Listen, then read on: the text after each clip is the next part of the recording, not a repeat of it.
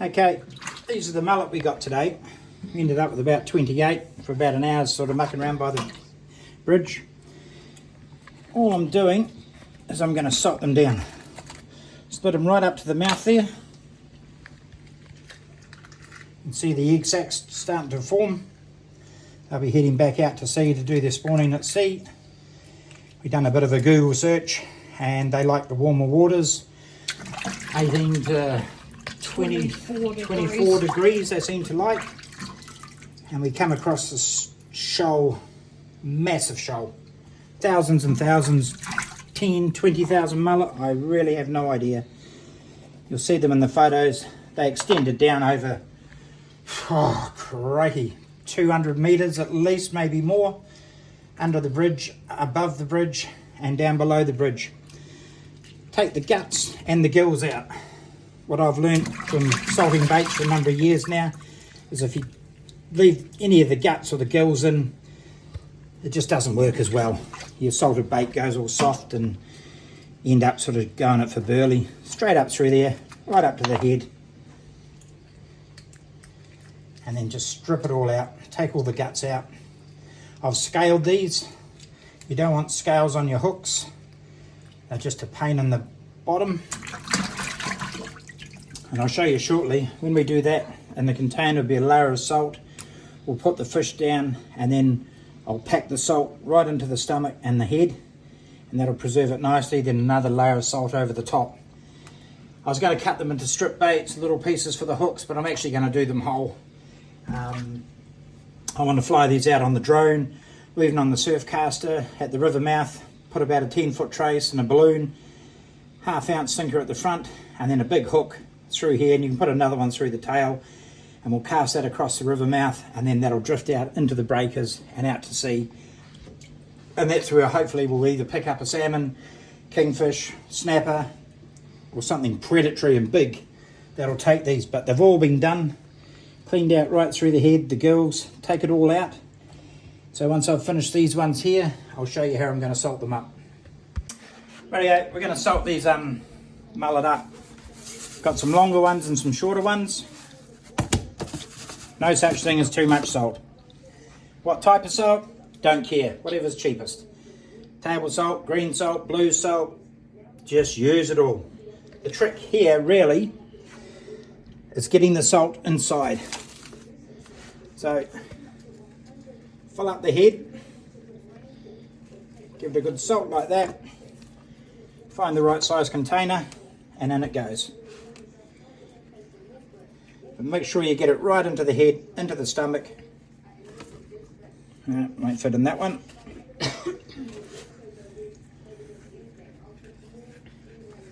You can't just sort of put them in with nothing in the guts. It just really doesn't work that well.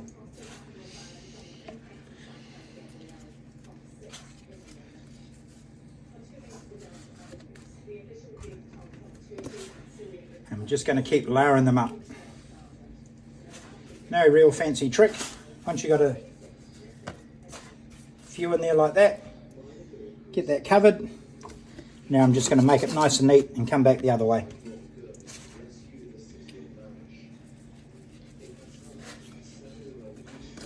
Yeah, make sure it just gets into the head. If you've missed any little bits of guts or gills, just take them out. Because it really just doesn't work as well if you leave that in. It just goes soft. You'll go to use your salted baits one day and they'll just be slushy. So as that builds up, just make sure it's all covered. I was going to cut these into strip baits, but I'm actually going to leave them whole. Hopefully the drone's going to be back at the end of the month. I've got a loaner one for the next few weeks, subject to cyclones. But we're going to fly these out whole under the drone. Hook through the head, hook through the tail, and then probably float them under balloons. Or you may even put them on a really long trace.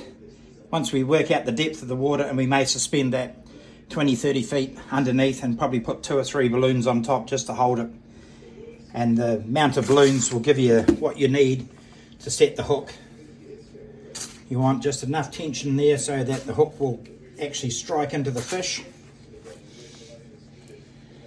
But usually anything that's big enough to swallow one of these just hooks itself. You do go through quite a bit of salt. We bought 2 kilo today, and we have another kilo in the cupboard, and we're probably going to need that. But yeah, we've got some good size mullet today.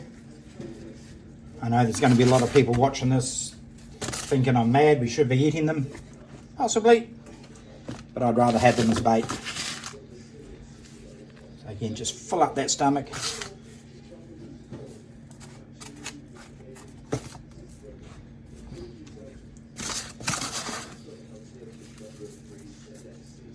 You can see it's quite packed in there, and that's what's going to do the trick.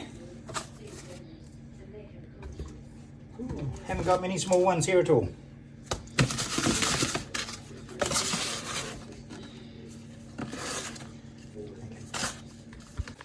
So you can see here, got one layer in, salt on top, start with the next layer.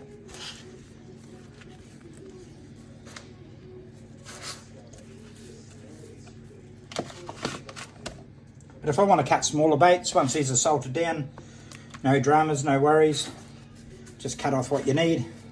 If you want to do a long strip bait, you can just slice it this way. If you want to cut it into chunks, just nice little bait size, gurnet, catch other kahawai, blue cod, whatever you want.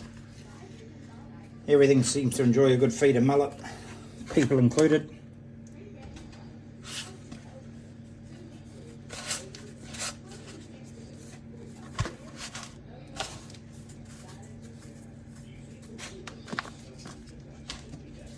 And if you do it properly and give it plenty of time, you know, these will come back in 2 years' time. They'll be fine. As long as everything's out of here, you can see all the guts, the gills are out.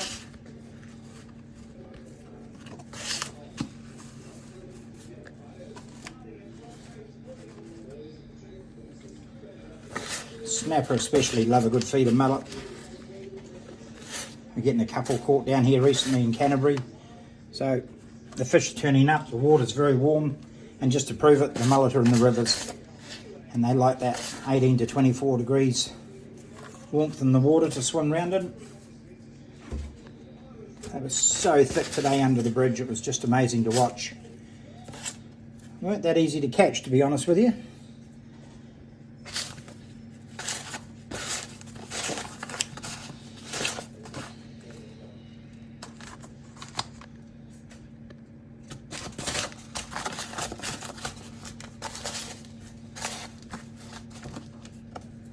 We'll put one in there. So 2 kilos of salt is what we've used today.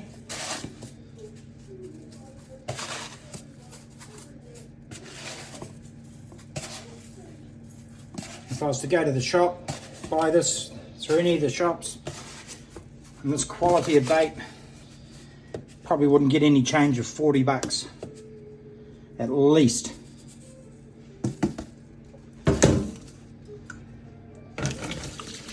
So we've kept all the guts and everything, and that'll make a good little burley bag.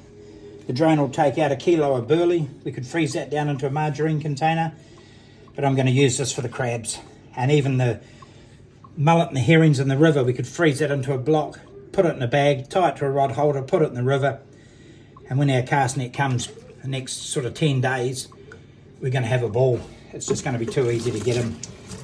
But that's, yeah, perfect bait, perfect burley. Don't waste it, throw it out. Dig it deep in your garden. Rose bushes will love it. So we've wasted absolutely nothing. There's your baits. That'll keep for up to 2 years. If you want them really, really hard, and that doesn't hurt, it's when about a month's time this will be full of liquid. You can drain the liquid off and then do another, just re-layer it, salt fish, and that'll dry it out. So the more the fish absorbs the salt, when you use this as bait, the salt dissolves in the water, and that becomes your burley trail, and it gives a natural scent.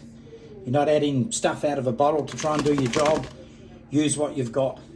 And even that, you know, I could cover that in salt, and that would shrivel right up into a block, and that'd be wonderful burley. Put it out where you're fishing, and bring the fish to you. But no, that's how you do it. Drove over the bridge, the mullet were there. Hope that helps you out. But yeah, use the opportunities when the bait's around to grab it. That'll do me a few months, and it's simple, it's easy. $1.40 for a kilo of salt, so $2.80 to do that. Bit of time and a bit of petrol, and Bob's your uncle. So here's our guts. I put it into a margarine container. Don't waste your space. Add some water, instant burley. That's going to soak up while it sits there in the freezer. And when you put that in your crab pot, or you put it in a rod holder on the beach to bring rig and stuff in, when our crabs get a bit old and they've been thawed a few times, I'll smash them up, put them into blocks like that. Then out where we're fishing, put a rod holder on the beach with our blue crab bag and put 3 or 4 of these blocks in it. And as they defrost, the water becomes burley and everything works in your advantage. So don't waste it. If you've got space in there, top it up with water and just write burley on here. Make sure you don't put it in the fridge with your margarine. Right, here's our little bait freezer. We had some mussels in our last fishing trip. If I'd taken these today, we would have caught probably more for the mullet, so they're good. There's our guts from our rig and everything we got at Makiki. There's our little pottle. Here's another one. Topped up the water, rig fins, frames, into your crab pot net. Perfect, we've wasted nothing. Scrappy old bait. It's getting on. This is probably 2 years old, this squid, so it's going to become burley in the crab net. We just don't waste anything. Fresh crabs down there, crabs in here, rig and elephant fillets at the back. As you can see, the burley, we've got quite a bit, so we can get out and get our own burley trail. Bugger buying burley at the shop. Octopus, squid, kahawai. That's over a year old. And look, wonderful. And so I can do a couple of casts with that, take it off the hook. If it's still in good condition, put it back in here. Just like the soft baits. They use the liquid in a soft bait to recharge the bait. Do the same thing with your squid. Keep your juices from all your salt. Waste nothing. Because it just costs you. If you don't do it properly, you're going to spend a lot of money at the shops trying to buy all this stuff. And then you can't always get what you want. And it's really frustrating when you go fishing, you can't buy bait. So for a few hours, a little bit of effort. I don't know, I've probably got 8 months bait there at least. I've got salted pawa, same thing. Chopped up brine, that's 3 months old. And then at the end of the day, we had this full of prawns. They're still there. And they're great. Tie them on with a bit of bait cotton. Same with the crabs, a bit of bait cotton. And I'll probably do the same with the mullet if I'm flying it out quite a distance. Just bait cotton down the whole length of the mullet. Just makes it a bit more stable. It's going to be strong anyway. But yeah, if you've got little fish nibbling at it while your bait's floating around, you want it to last. So a bit of bait cotton goes a long way. There's the octopus. Oh, you can see the juice. And look, that looks fresh. It's as tough, just about ready for a stir fry, not quite. But it just preserves it really well, and that'll stay on your hooks. Just use your downtime and get yourself ready for when the fish comes. There's no mucking around for bait, into the freezer and away you go.